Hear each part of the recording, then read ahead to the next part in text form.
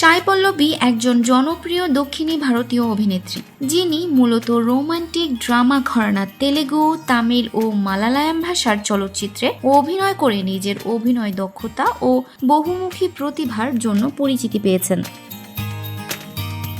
সাই পল্লবীর natural অভিনয় তার ক্যারিয়ারে ভিন্ন মাত্রা যোগ করেছে। নাচেও ভীষণ পারদর্শী। কিছুদিন আগে তার নাচের একটি ভিডিও ভাইরাল হয়েছে। তার অনবদ্য পারফরম্যান্সে ভক্ত অনুরাগীদের পাশাপাশি সহকর্মীরাও মুগ্ধ। কেবল যশ খ্যাতি নয়, অর্থবিত্তের মালিক প্রেমাম তারকা।